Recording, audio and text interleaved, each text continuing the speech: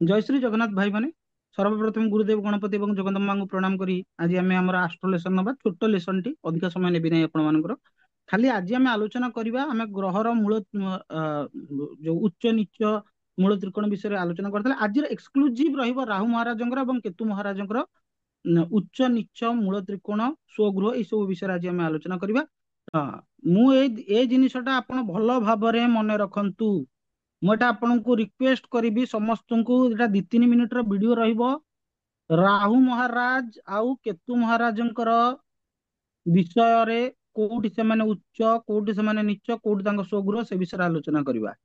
ଆଚ୍ଛା, ରାହୁ ମହାରାଜ ମିଥୁନ ରାଶିରେ ମିଥୁନ ମାନେ ଏଇ 3 ନମ୍ବର ରାଶି 3 ନମ୍ବର ରାଶିରେ ମୁଁ କହିଛି ଆଗରୁ ସମସ୍ତଙ୍କୁ ଯୋଉଠି ଚନ୍ଦ୍ର ଥିବେ ସେଇଟା ହିଁ ତାଙ୍କୁ ରାଶି ବୋଲି କୁହାଯିବ।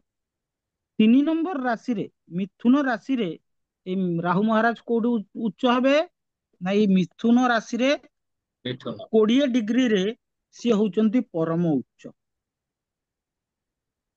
ଠିକ ଅଛି, 20 ଡିଗ୍ରୀରେ ସିଏ ହଉଛନ୍ତି ପରମ ଉଚ୍ଚ ଏବଂ 0 ରୁ 20 ଡିଗ୍ରୀ ଯାଏ ସେ ଉଚ୍ଚ। ଠିକ ଅଛି ନା? ଯଦି ମିଥୁନ ହୁଁ ରାଶିରେ ରାହୁ ମହାରାଜ ପରମ ଉଚ୍ଚ ହେଲେ ତାହେଲେ ପରମ ନୀଚ କୋଉଠି ହେବେ ନା 9 ନମ୍ବର ରାଶିରେ ଧନୁ ରାଶିରେ ରାହୁ ମହାରାଜ ନୀଚ।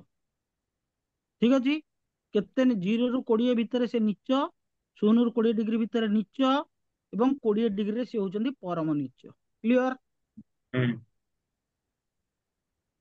କୁମ୍ଭ ରାଶିଟା କୁମ୍ଭ ରାଶିଟା କୁମ୍ଭ ରାଶିଟା ହଉଛି କୁମ୍ଭ ରାଶିରେ 2 ଡିଗ୍ରୀ, ଏଟା 11 ନମ୍ବର ରାଶି ବା କୁମ୍ଭ ରାଶିରେ ରାହୁ ମହାରାଜ 2 ଡିଗ୍ରୀ ପର୍ଯ୍ୟନ୍ତ ତାଙ୍କର ମୂଳ ତ୍ରିକୋଣ ରାଶି।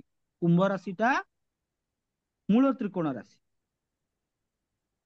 ଏବଂ କନ୍ୟା ରାଶି ହଉଛି ରାହୁ ମହାରାଜଙ୍କର ସ୍ୱଗୃହ। ଏଟା କ୍ଲିୟର ହେଇଗଲେ କି ସମସ୍ତେ? ହୁଁ ଏତିକି କ୍ଲିୟର ହେଇଗଲେ କି? ହୁଁ ବର୍ତ୍ତମାନ ଆମେ କେତୁ ମହାରାଜଙ୍କ ବିଷୟରେ ଜାଣିବା। ଆଚ୍ଛା, ଯୋଉଠି ରାହୁ ମହାରାଜ ନୀଚ, କାରଣ ରାହୁ ମହାରାଜ ଏବଂ କେତୁ ମହାରାଜ ପରସ୍ପର ସବୁବେଳେ 180 ଡିଗ୍ରୀ ଭିତରେ ଥାନ୍ତି।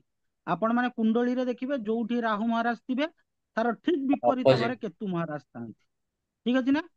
ୟେସ୍ ୟେସ୍ ଯଦି ଯଦି ତାହେଲେ ଏଇ ଛୋଟ ବିଷୟରୁ ଆମେ ଏଇଟା ଜାଣିବା, ଯଦି ରାହୁ ମହାରାଜ ଏଇଠି ଉଚ୍ଚ ହେଲେ ତାହେଲେ ରାହୁ ମହାରାଜ ତାହେଲେ ଏଠି କେତୁ ମହାରାଜ କଣ ହେବେ? ନୀଚ ହେଇଯିବେ।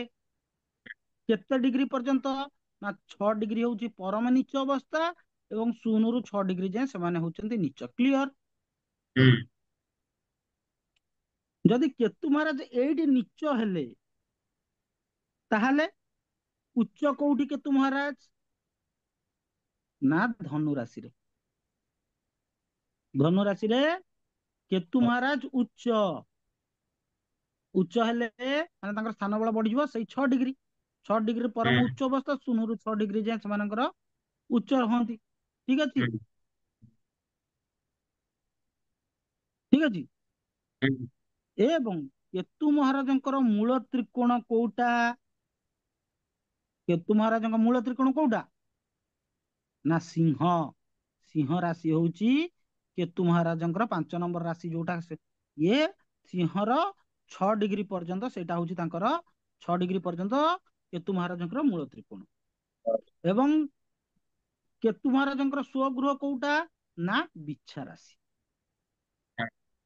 କ୍ଲିୟର? ତେଣୁ ଯେବେ ଯେବେ ଏଇଟା କେହି ତମକୁ ପଢେଇବେନି, କୋଉ ବହିରେ ପାଇବନି, ଯେବେ ଯେବେ 8 ନମ୍ବର ରାଶି ଦେଖିଲ 11 ନମ୍ବର ରାଶି ଦେଖିଲ ତାହେଲେ ସେଇଠି ବିଛା ରାଶି ଏବଂ କୁମ୍ଭ ରାଶି ବିଷୟରେ ଆଲୋଚନା କରିବା ଟିକେ ଡିଫିକଲ୍ଟ ହେଇଯିବ, ତାଙ୍କୁ ପ୍ରେଡିକ୍ଟ କରିବା ଟିକେ ଡିଫିକଲ୍ଟ ହେଇଯିବ। କାହିଁକି ନା ବିଛା ରାଶିର ଦିଟା ରୁଲର, କେତୁ ମହାରାଜ ଏବଂ ମଙ୍ଗଳ ଦେବ। ମଙ୍ଗଳ ଦେବ ତ ଗ୍ରହ ହିସାବରେ, କିନ୍ତୁ କେତୁ ମହାରାଜ ବି ବିଛା ରାଶିର କୋ ରୁଲର ଅଟନ୍ତି। ଏବଂ 11 ନମ୍ବର ରାଶିରେ ଶନି ମହାରାଜ ଏବଂ ରାହୁ ମହାରାଜ।